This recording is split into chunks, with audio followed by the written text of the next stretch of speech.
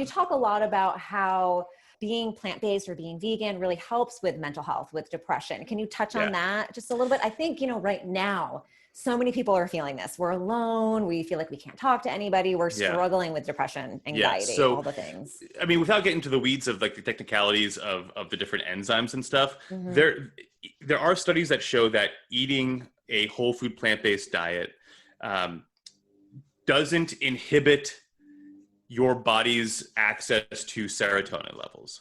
Okay. It doesn't create more dopamine levels. So when you're eating animal products, you are turning on receptors and anti-inhibitors that do those things. So by eating whole food plant-based, you're actually alleviating those things and letting your brain be happier, in short. Beyond that, in that same podcast, beyond that, I do advocate just for, beyond just the diet, it's so important just to talk with people and check in, because health is more than, I obviously I'm big into diet, right? But I'm also big into talking to people, checking in with your friends. I check in with my friends every week. We have a group chat on Instagram. I say, how's everybody doing? Everybody checks in, especially more so now, Right. I do 10-minute guided meditation at night in bed just to kind of de-stress. Yep. Even gut health can play a factor in your happiness. Absolutely. I mean, I think it's like 90% of our serotonin or something is found in the gut. So, I mean, it makes sense with what you're eating is going to play an important part in that. 100%.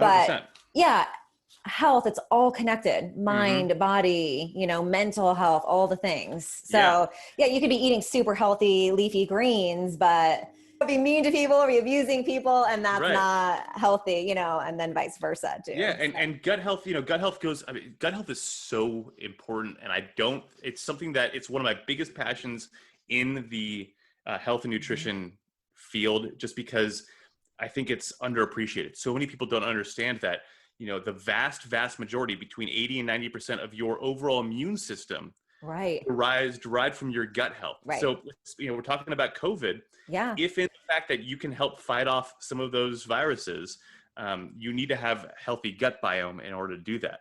Right. Absolutely. Let alone just the cold and flu and everything else that we're always bombarded with. Yeah. Yeah, absolutely. Yeah. And you talk about, in the beginning, you mentioned you had high cholesterol from, 10 years ago with the things you were eating. What changed for you? Your cholesterol went down. Did you see any other blood markers that went down? Anything else? Body inflammation went down. Okay. Which is, it's a product of eating animal products is you're going to have body inflammation go up. Blood pressure went down. Awesome. Just overall feeling better. I mean, because you can look at blood results all day and it's just a bunch of gibberish numbers. But if your blood results are looking good, because I know people who are obese, but still somehow genetically or otherwise have decent blood markers. But if you can wake up in the morning and you're not feeling like garbage, if you have sustained energy throughout the day, if you have that mental clarity, I mean, that's, let alone, clearer sinuses. Yeah. You're going to appreciate that diet change more if you physically and mentally feel better. I think that's the biggest thing that I noticed is I didn't have that chronic fatigue anymore. I mean, I'll take a nap once in a while, but it was every day for years. After a meal, probably, where you were crashing and wanting to take a nap. After a meal, even just 2-3 in the afternoon, I'm like, I just got to lay down for half an hour. Yeah. So do you, are a lot of your friends, people that you surround yourself with, are they plant-based and vegan or no? Most of them are not. Okay. I come from a Jewish family with Eastern European background. So heavy meat, a lot of weird meat, stomach lining and, gross stuff like that. That's in, that's in my family. So when I first went, my parents and my brother didn't understand it. Right. Thought I was crazy. Fast forward, my brother's now vegan for the past couple months. Whole food plant-based, I should say.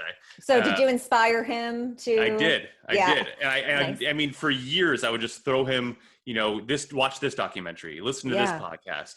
And it finally clicked. And same with my parents. My parents are, 90% plant-based. That's awesome. Most of my friends are not. but they have started eating healthier because I constantly talk to them about it. Right. Absolutely. You're planting the seeds. Exactly. As I like to say. Exactly. You can't push people, but they have to choose to make that change. Absolutely. So something that's coming to my mind too is like, I can hear people right now thinking like, oh, that's so boring though. I mean, I'm gonna have a salad every day for lunch, or like, you know, what do you eat when you go out? Are there amazing restaurants around that are vegan? You know, like, what are you having? Yeah. So, I mean, when I went vegan, you know, plant-based 9 years ago, the only alternative meats or cheeses or whatever, I had tofu. Okay. And then there was one brand of plant-based bologna, which tasted like garbage.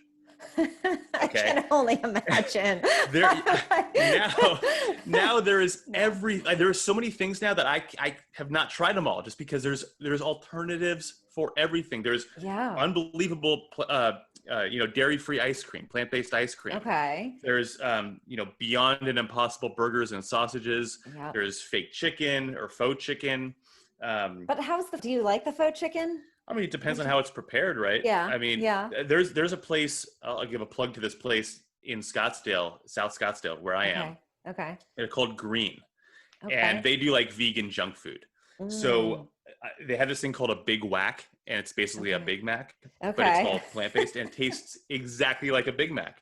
I've taken non-vegan friends then, like people who aren't vegan will go there just to get that. Yes, that's making me think of an amazing place in Nashville, Tennessee, actually, where I am. It's called the Sunflower Cafe, and it's the same thing. Like, I don't know what's in this food or what it is, but I'm like, this is the best food I've ever had. Yeah. So I took my 9-year-old niece there, and she tried some things. She kind of went crazy with it. We just got a bunch of different things, and she loved every single thing. I was actually surprised. I was like, really? She's like, this is the best, like, broccoli cheddar soup she'd ever had, and it, all vegan. Yeah, and I get it all the time. People are like, well, you just eat a salad? It's like, no, I'll eat cheeseburgers. I have bacon cheeseburgers. I have, loaded nachos, peach cobbler, like anything that anybody has eaten in the history of man, there's been a vegan version of that tastes good.